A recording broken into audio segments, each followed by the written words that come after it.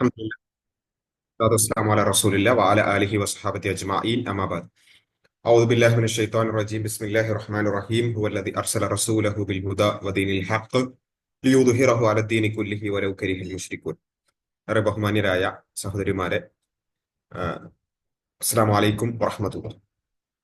ഇന്ന് വളരെ പ്രധാനപ്പെട്ട ഒരു വിഷയം ചർച്ച ചെയ്യുക എന്ന ഉദ്ദേശത്തിലാണ് ഇൻഷാ അല്ലാഹ് ഈ ഒരു ഏതാനും ചെറിയൊരു സമയം നമ്മൾ ഇവിടെ ഒരുമിച്ച് കൂടിയിട്ടുള്ളത്. ഈ വിഷയങ്ങൾ കൃത്യമായി മനസ്സിലാക്കുവാനും നമ്മുടെ ജീവിതത്തിൽ നമ്മുടെ ഇനി അങ്ങോട്ടുള്ള നമ്മുടെ ഇടപെടലുകളിലും അതുപോലെ തന്നെ പിന്നെ നമ്മൾ വിഷയങ്ങളെ കൈകാര്യം ചെയ്യുന്നതിലുമെല്ലാം ഈ നമ്മൾ ഇപ്പോൾ കേൾക്കുന്ന വിഷയം നമുക്ക് ഉപകാരപ്പെടട്ടെ എന്ന് പ്രാർത്ഥിച്ചുകൊണ്ട് അതിന്റെ തൗഫീക്ക് തേടിക്കൊണ്ട് തുടങ്ങുകയാണ് ഇൻഷാ അല്ലാഹ്. നമ്മൾ ഇന്ന് ചർച്ച ചെയ്യുന്ന വിഷയം ഒരുപക്ഷെ നിങ്ങൾ ടൈറ്റിൽ കണ്ടിട്ടുണ്ടാവും, അല്ലെങ്കിൽ അതിന്റെ വിഷയത്തിൽ കണ്ടിട്ടുണ്ടാവും. ലിബറലിസം അപകടത്തെ തിരിച്ചറിയുക എന്നുള്ളതാണ്. ഈ ഒരു തലക്കെട്ട് കേട്ടപ്പോൾ ഞാൻ നിങ്ങളോട് ജസ്റ്റ് ഉത്തരം കിട്ടാൻ വേണ്ടി ചോദിക്കാല്ല, ജസ്റ്റ് ഒന്ന് സ്വയം ചോദിക്കാൻ വേണ്ടി ചോദിക്കുകയാണ്. ഇങ്ങനെ ഒരു ലിബറലിസം എന്നൊരു തലക്കെട്ട് കേട്ടപ്പോൾ നമ്മുടെ മനസ്സിലേക്ക് എന്താണ് വന്നത്? നമ്മൾ എന്തിനെ കുറിച്ചാണ് ചിന്തിച്ചത്?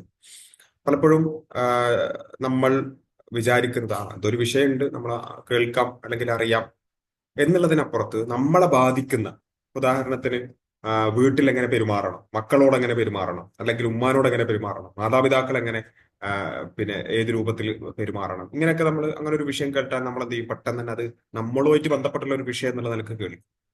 പക്ഷെ ലിബറലിസം എന്നൊരു ഒരു ഒരു ടോപ്പിക് കേട്ടപ്പോ അങ്ങനെ ഒരു തോന്നൽ അല്ലെങ്കിൽ അങ്ങനെ ഒരു ചിന്ത നമ്മുടെ മനസ്സിലേക്ക് വന്നിട്ടുണ്ടോ?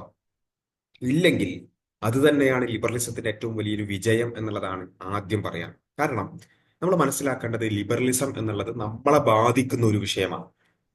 ഈ സംസാരം കേട്ടുകൊണ്ടിരിക്കുന്ന 120 ആളുകളെയും അവരുടെ കുടുംബത്തെയും അവരുടെ വീട്ടിലും അടക്കം ബാധിച്ചുകൊണ്ടിരിക്കുന്ന ഒരു വിഷയത്തെക്കുറിച്ചാണ് നമ്മൾ സംസാരിക്കുന്നത്. അല്ലാതെ വേറെ എവിടെയോ ഉള്ള ഏതെങ്കിലും ഒരു നിരീശ്വരവാദികളെ കുറിച്ചോ അല്ലെങ്കിൽ യൂറോപ്പിലുള്ള കുറെ ആളുകളെ കുറിച്ചോ ഒന്നുമല്ല നമ്മൾ സംസാരിക്കുന്നത്. മറിച്ച് നമ്മൾ ഓരോരുത്തരെയും ബാധിച്ചുകൊണ്ടിരിക്കുന്ന, സംസാരിക്കുന്ന എന്നെ അടക്കം ബാധിച്ചുകൊണ്ടിരിക്കുന്ന ഒരു ആശയത്തെക്കുറിച്ചാണ് നമ്മൾ സംസാരിക്കുന്നത്. ഈ ഒരു ചിന്ത ആദ്യം തന്നെ വേണം. അല്ലെങ്കിൽ എന്താ സംഭവിക്കുക വെച്ചാൽ നമ്മൾ വേറെ എന്തോ ഒരു കാര്യം, ആരെയോ ബാധിച്ച എന്തോ ഒരു സംഭവം കേൾക്കുന്നു എന്ന ഒരു മനസ്സായിരിക്കും നമുക്ക് ഉണ്ടാവുക. അതൊരിക്കലും ഉണ്ടാവരുത് എന്നുള്ളതാണ് ആദ്യം പറയാനുള്ളത്. നമ്മളെ ബാധിക്കുന്ന ഒരു വിഷയം. ഇനി എന്താണ് ഇത് സംഭവം, എങ്ങനെയാണ് ഇത് ബാധിക്കുന്നത്? ഇത് മനസ്സിലാക്കാൻ ഞാൻ ആദ്യം നമ്മളൊരു ബന്ധം ഇല്ലാത്തൊരു സാധനം പറഞ്ഞു തുടങ്ങാം. നിങ്ങൾ എല്ലാവരും കേട്ടിട്ടുണ്ടാവും നിരീശ്വരവാദം, അല്ലെ? നിരീശ്വരവാദം ഒന്നും കേൾക്കാത്ത ആളുകൾ ഉണ്ടാവില്ല. ദൈവമില്ല, പടച്ചോനില്ല എന്ന ഒരു വാദമാണ് നിരീശ്വരവാദം എന്ന് പറയുന്നത്. അതിനെക്കുറിച്ചൊക്കെ അതെന്താന്ന്, അല്ലെങ്കിൽ അതിന്റെ ഡീറ്റെയിൽസ് ഒന്നും കേട്ടിട്ടില്ലെങ്കിലും ആ ഒരു സംഭവമൊക്കെ പല ആളുകളും പല സ്ഥലത്തായിട്ട് കേട്ടിട്ടുണ്ടാവും. പക്ഷേ ഈ നിരീശ്വരവാദം ഇത് കുറെ കാലങ്ങളായി, അല്ലെ? പിന്നെ നമ്മള് പിന്നെ ചരിത്രം പഠിക്കുമ്പോൾ എല്ലാ കാലഘട്ടത്തിലും ഇങ്ങനെ നിരീശ്വരവാദം ഏറിയും കുറഞ്ഞും പല സ്ഥലത്തായിട്ട് ഉണ്ടായിട്ടുണ്ട്. ഇപ്പൊ ഇന്ത്യയുടെ ചരിത്രം എടുത്ത് പരിശോധിച്ച് നോക്കിയാൽ പണ്ട് കാലത്ത് ചാർവാകന്മാർ എന്നൊക്കെ പറഞ്ഞിട്ട് നിരീശ്വരവാദികളെ നമുക്ക് കാണാൻ പറ്റും. പിന്നെ എല്ലാ എല്ലാ സമൂഹത്തിലും കുറച്ചൊക്കെ ആയിട്ട് ഇങ്ങനെ നിരീശ്വരവാദികൾ എല്ലാ സ്ഥലത്തും ഇങ്ങനെ കാണാൻ പറ്റും.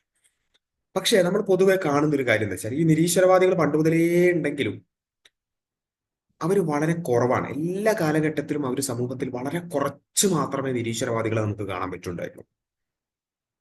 അതിന്റെ കാരണം എന്താ? അതിന്റെ കാരണം ഞാനിപ്പോ നിങ്ങൾ ഇപ്പൊ കേട്ടുകൊണ്ടിരിക്കുന്ന ഞാനൊരു നിരീശ്വരവാദിയെ പോലെ നിങ്ങളോട് സംസാരിക്കുകയാണെന്ന് വിചാരിക്കാം. ഞാൻ നിങ്ങളോട് വന്നിട്ട് പറയാണ്, കേട്ടിരിക്കുന്ന ഓരോരുത്തരോടുമായിട്ട് വന്നിട്ട് പറയാണ്, നിങ്ങൾ വെറുതെയാണ് ഈ നിസ്കരിക്കുന്നതും നോമ്പ് വെക്കുന്നതും പറത്തിട്ട് നടക്കുന്നതും ഒക്കെ വെറുതെയാണ്. സംഭവം അങ്ങനെയൊന്നും ഇല്ല, ഒരു പടച്ചോനൊന്നും ഇല്ല, ഒരു ദൈവമൊന്നും ഇല്ല, നിങ്ങൾ വെറുതെ സമയം കളയാണ് എന്ന് ഞാൻ നിങ്ങളോട് വന്ന് പറയുകയാണെങ്കിൽ, ഇപ്പോ ഇതിൽ പെട്ട ബഹുഭൂരിപക്ഷ ആളുകളും ചിലപ്പോൾ നിരീശ്വരവാദത്തെ കുറിച്ച് ഇങ്ങനെ കേൾക്കുകയോ വായിക്കുകയോ പഠിക്കുകയോ ചെയ്യാത്ത ആളുകളായിരിക്കാം എന്നാണ് ഞാൻ മനസ്സിലാക്കുന്നത്. എങ്കിൽ പോലും നിങ്ങളുടെ മനസ്സിൽ വരുന്ന മറുപടി എന്താ? ഞാൻ നിങ്ങളോട് വന്നിട്ട് പറയാണ് ദൈവമില്ല, എങ്കിൽ നിങ്ങളുടെ മനസ്സിൽ വരുന്ന മറുപടി എന്താ? സ്വാഭാവികമായിട്ടും കൂടുതൽ പഠിക്കൊന്നും വേണ്ട, ഇല്ലാതെ തന്നെ നമുക്കൊരു മറുപടി നമ്മുടെ മനസ്സിൽ വരുന്നുണ്ട്, അല്ലെ?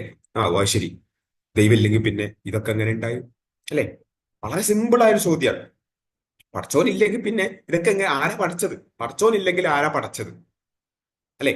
ഈ പ്രപഞ്ചം, ഈ മഹാപ്രപഞ്ചം, നമുക്കിപ്പോ ഇതുവരെ കണ്ടും തീർന്നിട്ടില്ലാത്ത പ്രപഞ്ചം, ഇതുവരെ പഠിച്ചു തീർന്നിട്ടില്ലാത്ത പ്രപഞ്ചം, അത്രയും വലിയ മഹാപ്രപഞ്ചമാണ് ഈ ലോകം എന്ന് പറയുന്നത്.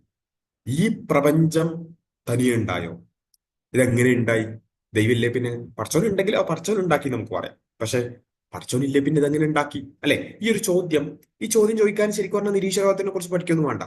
ഏതൊരു മനുഷ്യനും കോമൺ സെൻസ് ഉണ്ടെങ്കിൽ ചോദിക്കുന്ന ഒരു ചോദ്യമാണ്. അല്ലെ? ഇപ്പൊ ഉദാഹരണത്തിന് ഇപ്പൊ ഞാൻ ഇവിടെ വന്നിട്ട് പറയാണ് ഞാൻ ഇട്ട ഷർട്ട്, ഈ ഷർട്ട് എന്ന് പറയുന്നത് ഇത് ഭയങ്കരമായ ഒരു ഷർട്ടാണ്. ആ ഷർട്ടിന്റെ ഒരു പ്രത്യേകത എന്താ ചോദിച്ചാൽ, ഞാൻ ഇങ്ങനെ വെറുതെ ഒരു ദിവസം ഇങ്ങനെ ഒരു റൂമിൽ ഇങ്ങനെ വെറുതെ കാലം നീട്ടിയിരിക്കുമ്പോൾ ലോകത്തിന്റെ വിവിധ ഭാഗങ്ങളിൽ നിന്നുള്ള പരുത്തികൾ, അല്ലെ, കോട്ടൺ ഇങ്ങനെ എന്റെ റൂമിലേക്ക് ഇങ്ങനെ പാറി പാറി വന്നു. ആ പാറി വന്ന കോട്ടൺ എന്റെ മുമ്പിൽ വെച്ചത് ഇങ്ങനെ ഒരുമിച്ച് കൂടാൻ തുടങ്ങി. അങ്ങനെ ഒരുമിച്ച് കൂടി ഇങ്ങനെ അത് ഒരു നൂല് പോലെ പിരിയാൻ തുടങ്ങി. അങ്ങനെ ഞാൻ ഇങ്ങനെ നോക്കി നിൽക്കെ അതിങ്ങനെ ഒരു കുറെ നൂലുകളായി മാറി, കോട്ടൺ നൂലുകളായി മാറി. എന്നിട്ടും അതെന്ത് ചെയ്യുന്നു, പിന്നെ ഇങ്ങനെ ആ നൂലുകൾ ഇങ്ങനെ കൂടിച്ചേരാൻ തുടങ്ങി. അങ്ങനെ കൂടിച്ചേർന്ന് ഒരു തുണിയായി മാറി. എന്നിട്ട് ആ തുണിയെ ഇങ്ങനെ ഞാനിങ്ങനെ നോക്കുമ്പോൾ തനിയെ അതിങ്ങനെ സ്റ്റിച്ച് ചെയ്ത് ഒരു ഷർട്ടിന്റെ രൂപത്തിലേക്കായി. അതാണ് ഞാനിട്ട ഷർട്ട് എന്ന് ഞാനിങ്ങനെ പറയുകയാണെങ്കിൽ നിങ്ങൾ എല്ലാവരും പെട്ടെന്ന് തന്നെ പിരിവിട്ടിട്ടാണെങ്കിലും എന്നെ വല്ല മാനസികാരോഗ്യ കേന്ദ്രത്തിൽ കൊണ്ടാക്കും. അല്ലെ? ഉറപ്പല്ലേ? കാരണം ഞാനിട്ട ഷർട്ട് തനിയെ ഉണ്ടായി എന്ന് പറഞ്ഞാൽ അതെന്തൊരു മണ്ടത്തരാണ്, എന്തൊരു വിഡിത്താണെന്ന് പറയും. കാരണം അത് അങ്ങനെ ഉണ്ടാവില്ല. നമുക്ക് എല്ലാവർക്കും അറിയാം, ഒരു ഷർട്ട്, ഈ പറഞ്ഞ ഷർട്ട് പോയിട്ട് ഈ ഷർട്ടിന്റെ ഒരു ബട്ടൺ പോലും തനിയെ ഉണ്ടാവില്ല. തനിയെ ഉണ്ടായി എന്ന് പറയാൻ അവന് കാര്യമായ എന്തോ ഒരു പ്രശ്നമുണ്ട് എന്നാണ് എന്റെ അർത്ഥം. അല്ലെ? ഇത് എങ്കിൽ ഒരു ഷർട്ട് പോയിട്ട് ഷർട്ടിന്റെ ഒരു ബട്ടൺ പോലും, അതല്ലെങ്കിൽ ഒരു മുട്ടുസൂചി പോലും തനിയെ ഉണ്ടായി എന്ന് പറയുന്ന മഹാമണ്ടത്തരാണെങ്കിൽ, ഈ കാണുന്ന മഹാപ്രപഞ്ചം അത് തന്നെ വളരെ വ്യവസ്ഥാപിതമായി ഓരോന്നും അതിൻ്റെതായ ഓർബിറ്റിൽ മാത്രം ഇങ്ങനെ കറങ്ങി, പിന്നെ അതിന്റെ ഫോഴ്സുകൾ, weak nuclear force, strong nuclear force, gravitational force, ഇതൊക്കെ കൃത്യമായ രൂപത്തിൽ ഈ മഹാപ്രപഞ്ചം അത് തനിയെ ഉണ്ടായത്. നമ്മളെ ഷർട്ട് അത് തനിയെ ഉണ്ടാവില്ല, നമ്മുടെ ബട്ടൺ അത് തനിയെ ഉണ്ടാവില്ല, ഒരു മുട്ടുസൂചി പോലും തനിയെ ഉണ്ടാവില്ല. ഈ മഹാപ്രപഞ്ചം തനിയെ ഉണ്ടായത്. കണ്ടില്ലേ? അപ്പൊ ഇത് ശരിക്കും പറഞ്ഞാൽ ഏതൊരു മനുഷ്യന്, സാധാരണക്കാരന് പോലും അംഗീകരിക്കാൻ പറ്റാത്ത ഒരു ആശയമാണ് ഈ നിരീശ്വരവാദം എന്ന് പറയുന്നത്. അതുകൊണ്ടാണ് ചരിത്രത്തിൽ ഒരു കാലഘട്ടത്തിൽ നിരീശ്വരവാദികൾ ഭൂരിപക്ഷമായ സമൂഹങ്ങൾ വളരെ കുറവാണ്, അല്ലെങ്കിൽ അങ്ങനെ ഉണ്ടായിട്ട് തന്നെ നമുക്ക് കാണാൻ പറ്റില്ല. നിരീശ്വരവാദികൾക്ക് അധികാരമൊക്കെ കിട്ടിയിട്ടുണ്ട്, എന്നിട്ട് അവർ ബാക്കിയുള്ളവരെ അടിച്ചമർത്തുകയൊക്കെ ചെയ്തിട്ടുണ്ട്. പക്ഷെ അവര് സമൂഹത്തിൽ കൂടൂല. കാരണം എന്താ? ആൾക്കാർക്ക് ഇത് മനസ്സിലാവില്ല. എങ്ങനെ ഇത് ഉണ്ടാവുക, എങ്ങനെ പ്രപഞ്ചം തനിയെ ഉണ്ടാവുക, എങ്ങനെ ഇതൊക്കെ തനിയെ ഉണ്ടാവുക, മനസ്സിലാവൂല. അല്ലെ? അപ്പൊ അതുകൊണ്ട് തന്നെ കോമൺ സെൻസ് ഉള്ള ആളുകൾ നിരീശ്വരവാദികളാവൂല. അപ്പോ ഞാൻ ഇത് പറഞ്ഞെന്താ വെച്ചാൽ, അങ്ങനെ നിരീശ്വരവാദത്തിലേക്ക് നമ്മളെ കൊണ്ടുപോകാനൊക്കെ കുറെ പരിശ്രമങ്ങൾ നടന്നിട്ടുണ്ട്. ഒരുപാട് പ്രസംഗങ്ങൾ അവർ നടത്തി, ഒരുപാട് ലേഖനങ്ങൾ അവർ എഴുതി, ഒരുപാട് പുസ്തകങ്ങൾ എഴുതി, കുറെ അവർ ശ്രമിച്ചു. പക്ഷെ ആളുകൾ നിരീശ്വരവാദികളാകുന്നില്ല. ആളുകൾ അവരെ ഈ ചോദ്യം ചോദിച്ചിട്ട് നിരീശ്വരവാദികളെ, അല്ലെ, നമുക്ക് കേരളത്തിൽ തന്നെ ഒരുപാട് സംവാദങ്ങൾ, നിരീശ്വരവാദികളുമായി നടന്ന കുറെ സംവാദങ്ങളൊക്കെ കാണാൻ പറ്റും. അതൊക്കെ ഇവര് പിന്നെ വളരെ ദയനീയമായി പരാജയപ്പെടുത്താൻ നമുക്ക് കാണാൻ പറ്റുക. അപ്പോ ആ, അത് വളരെ കൃത്യമാണ്. നിരീശ്വരവാദികളിലേക്ക് ആളുകൾ പോകുന്നില്ല. അപ്പൊ പിന്നെ അവർ ചെയ്ത മറ്റൊരു രൂപമാണ്, അല്ലെങ്കിൽ അവരിപ്പോൾ ചെയ്തുകൊണ്ടിരിക്കുന്ന മറ്റൊരു രൂപമാണ് യഥാർത്ഥത്തിൽ ലിബറലിസം എന്ന് പറയുന്നത്. അതെന്താന്ന് ചോദിച്ചാൽ, നിരീശ്വരവാദികൾ എന്താ ചെയ്യാ? ഞാൻ നേരത്തെ പറഞ്ഞതുപോലെ, നിങ്ങൾ വിശ്വസിക്കുന്ന ദൈവമൊന്നുമില്ല, അങ്ങനെ ഒരു ദൈവം ഇല്ല, അങ്ങനെ ഒരു ശക്തി ഇല്ല, അതുകൊണ്ട് നിങ്ങൾ വെറുതെ സമയം കളയണ്ട എന്ന് നേരിട്ട് വന്ന് പറയും. അതൊരു മാന്യമായ ഒരു അപ്രോച്ചാണ്, അല്ലെ? സംഭവം തെറ്റാണെങ്കിലും നിരീശ്വരവാദികൾ നേരിട്ട് വന്നിട്ട് ദൈവമില്ല, ദൈവത്തിന് വിശ്വസിക്കേണ്ട, നിങ്ങൾ ഈ നിസ്കരിച്ച സമയം കളയണ്ട എന്നൊക്കെ പറയും. പക്ഷേ ഈ ലിബറലിസം എന്ന് പറഞ്ഞാൽ എന്താ ചോദിച്ചാൽ, നിരീശ്വരവാദികൾ നേരിട്ടുള്ള ഒരു ശത്രുവാണെങ്കിൽ ലിബറലിസം പിന്നിലൂടെ വന്ന് കുത്തുന്ന ശത്രുവാണ്. നമ്മൾ അറിയൂല, നമ്മൾ അറിയാതെയാണ് ലിബറലിസം നമ്മളെ ബാധിക്കുക. അതെങ്ങനെയാണ് സംഭവം? അതാണ് നമ്മൾ ഇന്ന് വളരെ ചുരുങ്ങിയ സമയം കൊണ്ട് ഡിസ്കസ് ചെയ്യാൻ പോകുന്നത്. എന്ന് വെച്ചാൽ, നമ്മളോട് നേരിട്ട് വന്നിട്ട് നിങ്ങൾ എല്ലാവരും ലിബറൽ ആകണം എന്ന് ആരും പറയൂല. നിങ്ങൾ ഇനി മുതൽ നാളെ മതത്തിൽ വിശ്വസിക്കരുത് എന്ന് ആരും പറയൂല. മറിച്ച് നമ്മൾ അറിയാതെ, നമ്മളിപ്പം ഉദാഹരണത്തിന് നമ്മൾ പിന്നെ പല മാസികകൾ, വാരികകളൊക്കെ വായിക്കുന്നുണ്ടാവും. അതിലൂടെ നമ്മൾ ഫോണിൻ്റെ അടുത്ത് ഈ റീലുകളും ഷോർട്സും വീഡിയോസും ഒക്കെ കാണുന്നുണ്ടാവും. അതിലൂടെ യൂട്യൂബ് എടുത്താൽ അതിൽ വെബ് സീരീസുകൾ ഉണ്ടാവും. അതിലൂടെ നെറ്റ്ഫ്ലിക്സിലൂടെ, സിനിമകളിലൂടെ, ഇതിലൂടെയൊക്കെ നമ്മൾ അറിയാതെ നമ്മളുടെ ചിന്താഗതിയെ മാറ്റുക. അതാണ് യഥാർത്ഥത്തിൽ ലിബറലിസത്തിലൂടെ സംഭവിക്കുന്നത്. എന്ത് ചിന്താഗതി? അവിടെയാണ് നമ്മൾ ജസ്റ്റ് ഈ ഒരു കാര്യം നിങ്ങളുടെ മനസ്സിൽ വെക്കുക. എന്നിട്ട് നമ്മൾ പോകുന്നത് ഇസ്ലാമിലേക്കാണ്. എന്താണ് ഇസ്ലാം? നമുക്ക് എല്ലാവർക്കും അറിയാം, അല്ലെ? എന്താണ് ഇസ്ലാം എന്ന് പറഞ്ഞാൽ, നമ്മളെല്ലാവരെയും സൃഷ്ടിച്ചത് ഒരു പടച്ചോനാണ്. നമ്മളെന്ന് വെച്ചാൽ മുസ്ലിങ്ങളെ മാത്രമാണോ? അല്ല, എല്ലാ മനുഷ്യരെയും, ഹിന്ദുവിനെയും ക്രിസ്ത്യാനിയെയും ജൂതനെയും മുസ്ലിമിനെയും മതമുള്ളവനെയും ഇല്ലാത്തവനെയും എല്ലാവരെയും സൃഷ്ടിച്ച ഏകനായ ഒരു സൃഷ്ടാവുണ്ട്. ആ സൃഷ്ടാവ് മനുഷ്യനെ സൃഷ്ടിച്ച പടച്ചോന് മനുഷ്യൻ എങ്ങനെ ജീവിക്കണം, എന്താണ് അവന് നല്ലത്, എന്താണ് മോശം, എന്താണ് ശരി, എന്താണ് തെറ്റ്, ഇതൊക്കെ പടച്ചോൻ പറഞ്ഞു തന്നിട്ടുണ്ട്. അപ്പോ ആ പടച്ചവൻ പറഞ്ഞു തന്നത് അതേപടി അംഗീകരിക്കുക. അങ്ങനെ അംഗീകരിക്കുന്നവർക്ക് പറയുന്ന പേരാണ് മുസ്ലിം, അല്ലെ? ഇതൊക്കെ നമുക്ക് എല്ലാവർക്കും അറിയുന്ന പേര്. പടച്ചവൻ നമ്മെ സൃഷ്ടിച്ച പടച്ചവൻ, ഹിന്ദുവിനെയും മുസ്ലിമിനെയും ക്രിസ്ത്യാനിയെയും എല്ലാരെയും പഠിച്ച പടച്ചവൻ എന്താണ് മനുഷ്യന് ശരിയായത് എന്താണ് തെറ്റായത് എന്ന് പറഞ്ഞു തന്നിട്ടുണ്ട്. അത് അംഗീകരിക്കുന്നവന്റെ പേരാണ് മുസ്ലിം. അല്ലെ, മുസ്ലിം എന്ന പദത്തിന്റെ അർത്ഥം ദ വൺ ഹു സബ്മിറ്റഡ്, കീഴൊതുങ്ങിയവൻ എന്ന. പടച്ചോന് കീഴൊതുങ്ങിയവൻ, നമ്മളെല്ലാരെയും സൃഷ്ടിച്ച ദ ഗോഡ്, അള്ളാഹ്, അല്ലെങ്കിൽ സർവേശ്വരൻ എന്നൊക്കെ നമ്മൾ പറയുന്ന ആ ഏകനായ സൃഷ്ടാവിന് സമർപ്പിച്ച് കീഴൊതുങ്ങി ജീവിക്കുന്നവർക്ക് പറയുന്ന പേരാണ് അല്ലെ മുസ്ലിം. അപ്പോ ഒരു മുസ്ലിമിനെ സംബന്ധിച്ചിടത്തോളം അവന്റെ ജീവിതത്തിൽ എന്തെങ്കിലും ഒരു കാര്യം ശരിയോ തെറ്റോ എന്ന് അവൻ എങ്ങനെ മനസ്സിലാക്കുക? പടച്ചോൻ പറഞ്ഞിട്ടുണ്ടോ എന്ന് നോക്കും. പടച്ചവൻ അത് തെറ്റാണെന്ന് പറഞ്ഞിട്ടുണ്ടെങ്കിൽ തെറ്റാണ്, പടച്ചവൻ അത് ചെയ്യണം എന്ന് പറഞ്ഞിട്ട് അത് ശരിയാണ്. അല്ലെ, ഇത്രയാണ് ഒരു മുസ്ലിം. കാരണം എന്താ, നമുക്ക് ചിന്തിച്ച് ആലോചിക്കുക ഒരു കാര്യം ശരിയോ തെറ്റോ നമ്മളിങ്ങനെ ആലോചിച്ച് ചിന്തിച്ച് മനസ്സിലാക്കുന്നതിൽ നമുക്ക് പരിമിതികളുണ്ട്. കാരണം മനുഷ്യന് പരിമിതിയുണ്ട്, മനുഷ്യന്റെ ബുദ്ധിക്ക് പരിമിതിയുണ്ട്, മനുഷ്യന്റെ ആലോചനകൾക്ക് പരിമിതിയുണ്ട്. ആ പരിമിതിയുള്ള മനുഷ്യൻ ആലോചിച്ചാൽ അതിൽ തെറ്റുകൾ സംഭവിക്കും. ഞാനിങ്ങനെ ആലോചിക്കുകയാണ്, സംഭവം ഇപ്പൊക്കെ ശരിയാണ്. പിന്നെ മദ്യം മദ്യം കുറച്ചിപ്പോ കുടിച്ചാൽ ഇപ്പത്തെ കുഴപ്പം ശരിയാണ്. കുറെ കുടിച്ചാൽ അത് മദ്യപാനിയൊക്കെ ആയി ഭയങ്കര അഡിക്ഷനൊക്കെ ആയി ഭയങ്കര പ്രശ്നം തന്നെയാണ്. പക്ഷെ കുറച്ച് കുടിച്ചാൽ ഇപ്പൊ എന്താ കുഴപ്പം എന്ന് ഞാനിങ്ങനെ ആലോചിക്കുക. അപ്പൊ ഞാനിങ്ങനെ ആലോചിക്കുമ്പോ കുറച്ച് കുടിച്ചാൽ പ്രശ്നമൊന്നുമില്ലല്ലോ. എങ്കിലും ഒരു മാസത്തിൽ ഒരു തവണ ഒരു ചെറിയൊരു ബോട്ടിൽ അല്ലെങ്കിൽ ചെറിയൊരു ഒരു ഒരു ഗ്ലാസ് കുടിച്ചാൽ ഇപ്പൊ എന്താ കുഴപ്പം? അപ്പൊ ഞാനിങ്ങനെ ആലോചിക്കുകയാണ്. അപ്പൊ എന്റെ ബുദ്ധിയിൽ തോന്നുകയാണ് അതുകൊണ്ട് ഇപ്പൊ പ്രശ്നമില്ല തോന്നുന്നുണ്ട്. അപ്പൊ ഞാൻ തീരുമാനം അപ്പൊ കുഴപ്പമില്ല. ഇങ്ങനെ ചിന്തിക്കുന്നതിന്റെ പ്രശ്നം എന്താ, എന്റെ ആലോചനക്ക് പരിമിതിയുണ്ട്. കുറച്ച് കുടിച്ചത് കൊണ്ട് കുഴപ്പം ഉണ്ടാവോ ഇല്ലേ? ശരിയാണ്, ഒറ്റയടിക്ക് കുടിച്ചപാടും ആകാശത്തിന് വേണ്ടി വീഴൊന്നുമില്ല. പക്ഷെ അതുകൊണ്ട് എന്തെങ്കിലും പിന്നെ പ്രശ്നങ്ങൾ ഉണ്ടാവുമോ ഇല്ലേ എന്നുള്ളത് നമുക്ക് പൂർണ്ണമായി അറിയില്ല. കാരണം എന്റെ ചിന്തക്ക് പരിമിതിയുണ്ട്, എന്റെ ആലോചനകൾക്ക് പരിമിതിയുണ്ട്. ആ പരിമിതികൾ ഒന്നുമില്ലാതെ പടച്ചോൻ പറഞ്ഞതിനുള്ളത് വളരെ ചെറിയ അളവിൽ പോലും ലഹരി ഉപയോഗിക്കാൻ പാടില്ല. That's all. അത്രേ ഉള്ളൂ. പടച്ചോൻ പറഞ്ഞു പറ്റൂല, അത് ഒരു തുള്ളി പോലും പറ്റൂല. അപ്പോ ഇവിടെ നമുക്കുള്ള ഒരു പ്രശ്നം എന്താ വെച്ചാൽ നമ്മുടെ ആലോചനക്ക് പരിമിതിയുണ്ട്. ആ പരിമിതി ഉള്ളത് കൊണ്ടാണ് നമ്മൾ ആലോചനകൾക്ക് പരിമിതിയില്ലാത്ത, ചിന്തകൾക്ക് പരിമിതിയില്ലാത്ത പടച്ചവൻ പറഞ്ഞതിൽ സമർപ്പിക്കുന്നത്. ഇതാണ് ഇസ്ലാം. ഓക്കെ, ഇനി നമ്മൾ നേരത്തെ പറഞ്ഞ ലിബറലിസത്തിലേക്ക് തിരിച്ചു വരിക.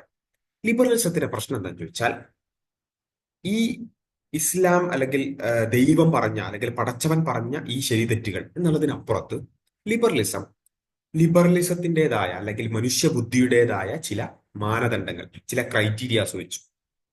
ഞാൻ ഇനി പറയുന്ന കുറച്ച് വാചകങ്ങൾ, ഇത് നിങ്ങൾ എപ്പോഴെങ്കിലും പറഞ്ഞിട്ടുണ്ടോ? നിങ്ങളുടെ മക്കൾ എപ്പോഴെങ്കിലും പറഞ്ഞിട്ടുണ്ടോ? നിങ്ങളുടെ കുടുംബത്തിലോ എവിടെയെങ്കിലും കേട്ട് പരിചയമുണ്ടോ? ജസ്റ്റ് ഒന്ന് ആലോചിച്ചാൽ മതി. അതൊക്കെ ഇപ്പൊ ഓരോരുത്തരുടെ ഇഷ്ടമല്ലേ? അത് ഓരോരുത്തർ ചെയ്യുന്ന കാര്യങ്ങൾ. അതിലിപ്പോ നമ്മൾ എന്തിനാണ് അത് ശരിയോ തെറ്റോ എന്നൊക്കെ പറയാൻ പോകുന്നത്? അത് ഓരോരുത്തരുടെ വ്യക്തി സ്വാതന്ത്ര്യമല്ലേ? അത് ഓരോരുത്തരുടെ അവകാശങ്ങളല്ലേ? അല്ലെങ്കിൽ അതിനിപ്പോ എന്താ കുഴപ്പം? ഏയ്, അതിനിപ്പോ എന്താ പ്രശ്നം? അതുകൊണ്ട് ഇപ്പൊ എന്താ കുഴപ്പം? അത് ചെയ്ത ആകാശം ഇടിഞ്ഞു പൊളിഞ്ഞു വീഴുവോ? ഈ ഞാനിപ്പോ പറഞ്ഞ കുറച്ച് വാചകങ്ങൾ ഉണ്ടല്ലോ, ഇതേ വാചകങ്ങൾ അല്ലെങ്കിൽ ഇതേ ആശയം നിങ്ങൾ എവിടെയെങ്കിലും കേട്ടിട്ടുണ്ടെങ്കിൽ നിങ്ങൾ മനസ്സിലാക്കുക അതാണ് ലിബറലിസം. സിമ്പിൾ ആയിട്ട് നമ്മൾ ലിബറലിസം എന്ന് പറഞ്ഞാൽ അതിന്റെ ഭയങ്കര തത്വശാസ്ത്രം ഒന്നും പറയുന്നില്ല. സിമ്പിൾ ആയിട്ട് പറയുകയാണെങ്കിൽ ഈ വാചകങ്ങൾ നിങ്ങൾ കേട്ടിട്ടുണ്ടെങ്കിൽ, അല്ലെങ്കിൽ നിങ്ങൾ പറഞ്ഞു പോയിട്ടുണ്ടെങ്കിൽ, നിങ്ങളുടെ മക്കൾ പറഞ്ഞിട്ടുണ്ടെങ്കിൽ, നിങ്ങളുടെ കുടുംബ ഗ്രൂപ്പിൽ ഇത് കണ്ടിട്ടുണ്ടെങ്കിൽ, എവിടെയെങ്കിലും നിങ്ങൾ ഇത് കേട്ടിട്ടുണ്ടെങ്കിൽ അതാണ് ലിബറലിസം, ലിബറൽ മൊറാലിറ്റി. എന്താണ് സംഭവം ചോദിച്ചാൽ, ലിബറൽ മൊറാലിറ്റി പറയുന്നത് വെച്ചാൽ ഓരോ വ്യക്തികൾക്കും സ്വാതന്ത്ര്യമുണ്ട്. ആ സ്വാതന്ത്ര്യം അനുസരിച്ച് അവൻ എന്തും ചെയ്യും.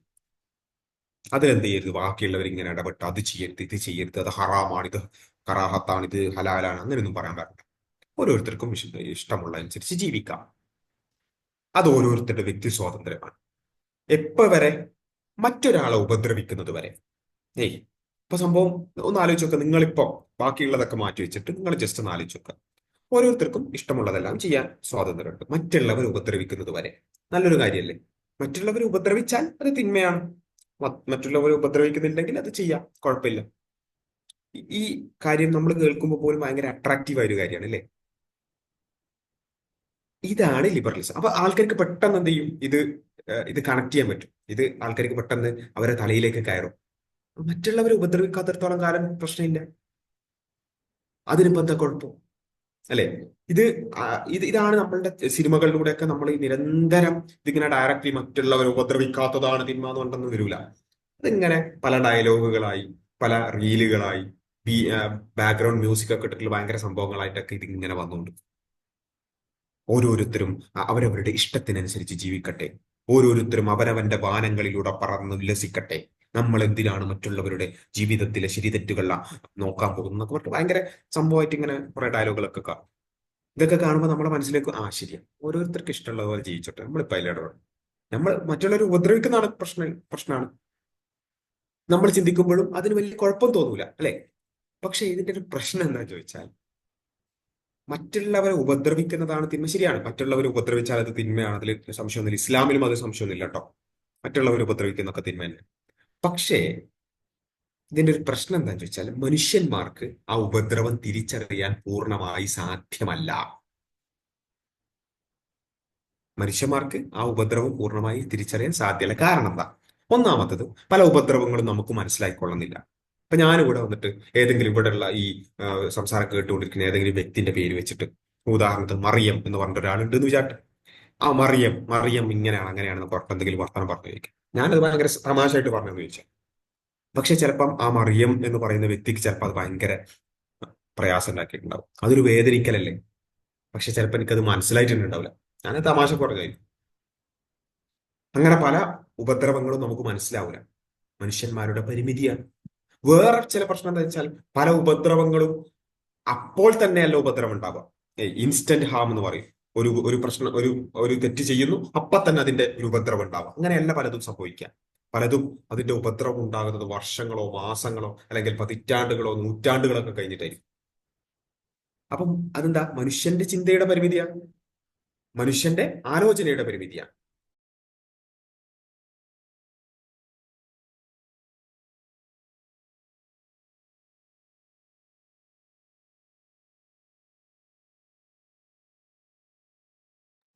Okay, sorry. അപ്പം മനുഷ്യന്റെ ആലോചനയുടെ പരിമിതിയാണ്. കാരണം എന്താ? അത് മനുഷ്യൻ പിന്നെ ചിന്തിച്ചിട്ട് അവന് ചിലപ്പം ഇപ്പൊ തന്നെ ഞാനിപ്പോ ഒരാളെ പോയി അടിക്കുകയാണ്, അപ്പൊ അയാൾക്ക് വേദനിക്കുന്ന എനിക്ക് എന്തായാലും അറിയാം. അപ്പോൾ തന്നെ ഉണ്ടാകുന്ന ഉപദ്രവങ്ങൾ നമുക്ക്, പക്ഷെ പലതിന്റെ ഉപദ്രവങ്ങൾ ഒരുപാട് കാലം കഴിഞ്ഞിട്ടാണ് ഉണ്ടാവുക. അപ്പൊ ഇങ്ങനെ ചിലതിന്റെ ഉപദ്രവം വളരെ വിസിബിൾ ആയിരിക്കില്ല, പെട്ടെന്ന് നമുക്ക് കാണാൻ പറ്റുന്ന ഒരു കാര്യമായിരിക്കില്ല. അപ്പോൾ ഇങ്ങനെയുള്ള പല കാര്യങ്ങളെയും നമുക്ക് ഉപദ്രവമായി നമുക്ക് മനസ്സിലാവില്ല, അല്ലെങ്കിൽ ആ ഒരു കാര്യം നമുക്ക് പൂർണ്ണം. അപ്പോൾ സംഭവം കേൾക്കാൻ ഭയങ്കര സിമ്പിളാണ്. എന്റെ സ്വാതന്ത്ര്യം നിന്റെ മൂക്കിൻ തുമ്പ് വരെ, അല്ലെ? മറ്റുള്ളവരെ ഉപദ്രവിക്കുന്നിടത്തോളം കാലം അത് തിന്മയാണ് നമുക്ക് പറയാൻ ഭയങ്കര സിമ്പിളാണ്. പക്ഷെ പലതും അങ്ങനെ സിമ്പിളായിട്ട് നമുക്ക് ചെയ്യാൻ പറ്റുന്ന ഒരു കാര്യമല്ല. ഉദാഹരണം പറയാം. ഞാൻ അല്ലെങ്കിൽ പിന്നെ നമ്മുടെ നമ്മുടെ പരിചയത്തിലുള്ള ഒരാള് ലഹരി ഉപയോഗിക്കുകയാണ്, കഞ്ചാവ് ഉപയോഗിക്കുകയാണെന്ന് ചോദിച്ചോട്ടെ.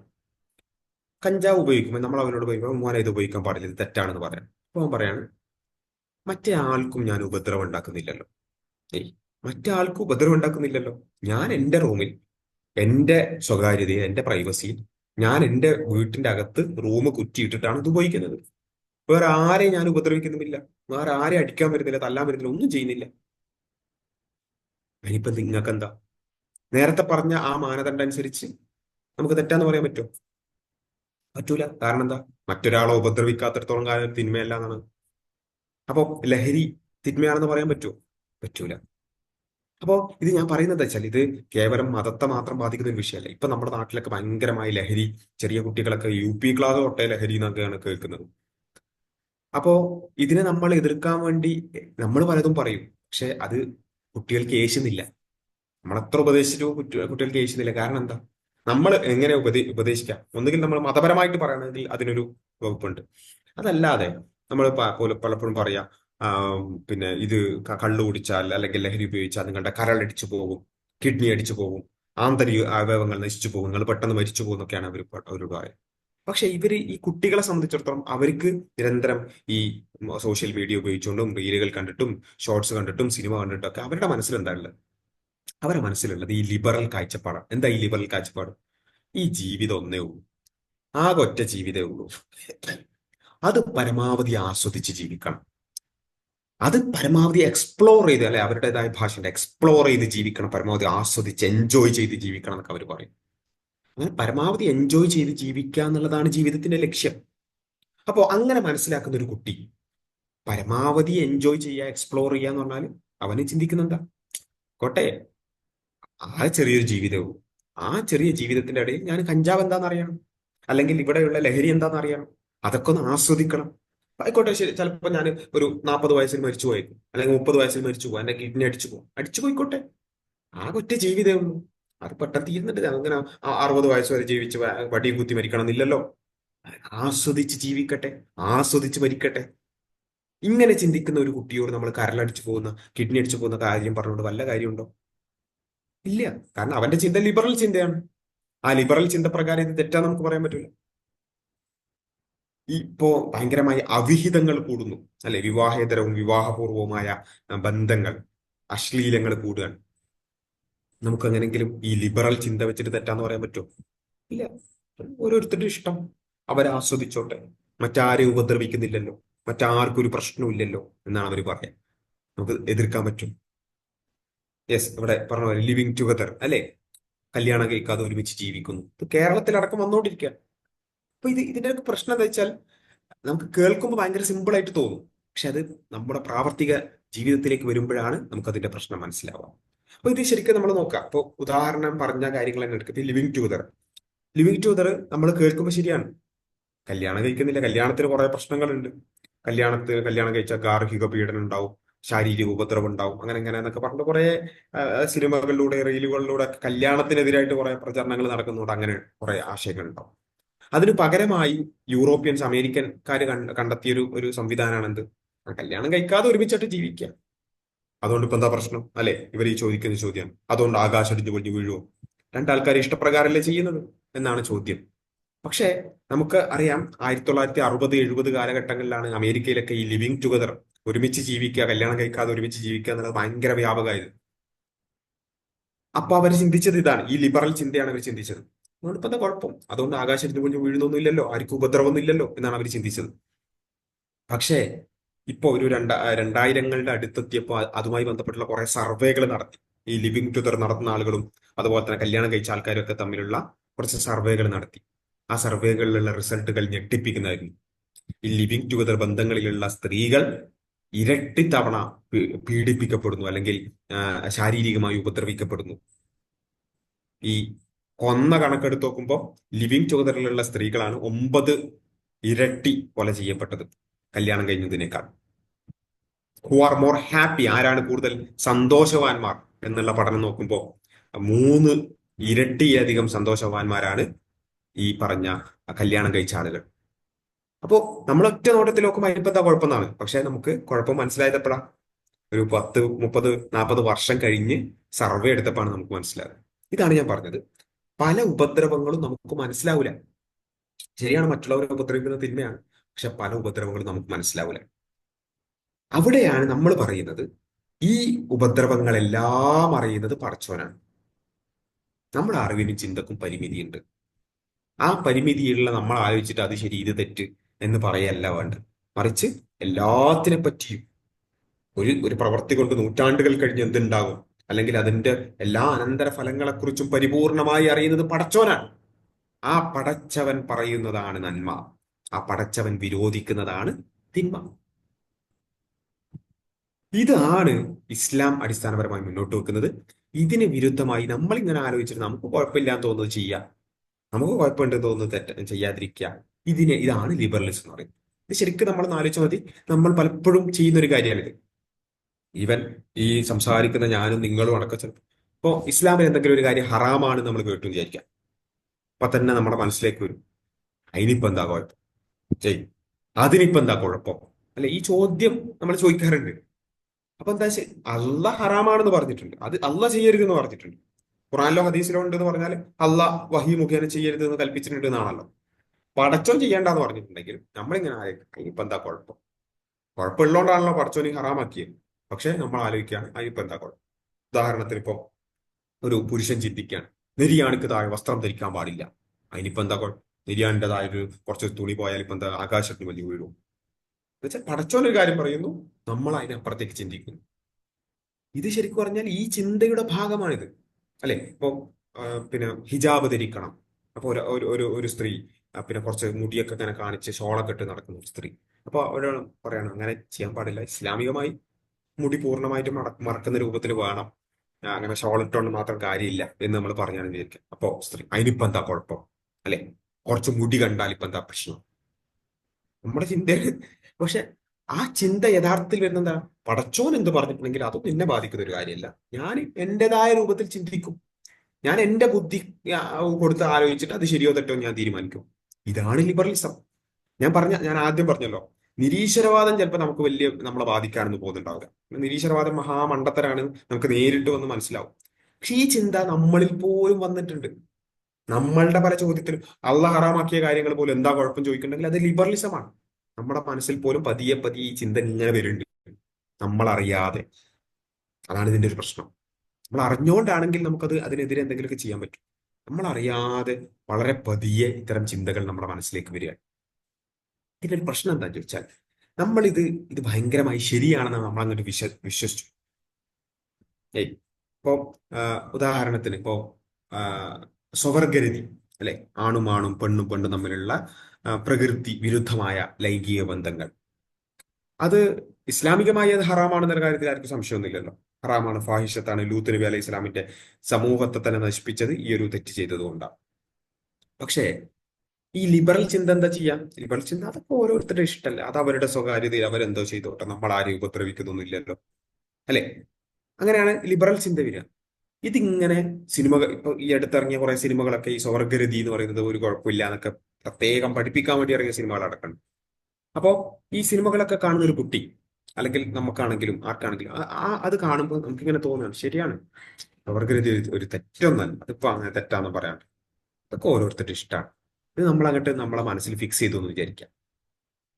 ഇതിന്റെ പ്രശ്നം വരുന്നത് എവിടെയാന്ന് ചോദിച്ചാൽ, അങ്ങനെ നമ്മൾ തീരുമാനിക്കുകയാണ് ആ സ്വർഗരതി തെറ്റൊന്നല്ല. എന്നിട്ട് നമ്മൾ പോയിട്ട് ഖുറാൻ ക്ലാസ് കേൾക്കുകയാണ്. ഖുറാൻ ക്ലാസ്സിൽ പറയാണ് സ്വർഗരതി എന്ന് പറയുന്ന ഹറാമാണ്, ഫാഹിഷത്താണ്, യൂത്ത് നബി അലൈഹി ഇസ്ലാമിന്റെ സമൂഹത്തെ തന്നെ നശിപ്പിക്കാൻ മാത്രം വലിയ തിന്മയാണെന്നൊക്കെ നിങ്ങൾ കേൾക്കുക. അപ്പൊ നമ്മളെ മനസ്സിലെന്താ ഉള്ളത്? ഓൾറെഡി സ്വർഗരതി തിന്മയെന്നല്ല, അതുകൊണ്ട് കുഴപ്പമൊന്നും, ആർക്കും ഉപദ്രവമൊന്നും ഇല്ലല്ലോ. അപ്പൊ നമ്മൾ എന്ത് ചെയ്യും? നമ്മുടെ മനസ്സിൽ നമ്മൾ അത് ആദ്യം ഫിക്സ് ചെയ്ത് വെച്ചിട്ടുണ്ട്. സിനിമകളിലൂടെ റീലുകളിലൂടെ ഒക്കെ നിരന്തരം കേട്ട് കേട്ട് അത് ഫിക്സ് ചെയ്തിട്ട് വെച്ചു. എന്നിട്ട് നമ്മളിങ്ങനെ ആലോചിക്കണം, സ്വർഗതി എന്തായാലും തെറ്റൊന്നല്ല, പക്ഷെ ഇസ്ലാം അത് തെറ്റാന്ന് പറയണ്ട. അപ്പൊ ഇസ്ലാമിൽ എന്തോ ഒരു കുഴപ്പമുണ്ട്, ശരിയില്ല. അല്ലെ? അത് ഒരു സ്റ്റെപ്പ്, അല്ലെ? പിന്നെ കുറച്ച് കഴിയുമ്പോൾ വേറെ എന്തെങ്കിലും ഒരു വിഷയം.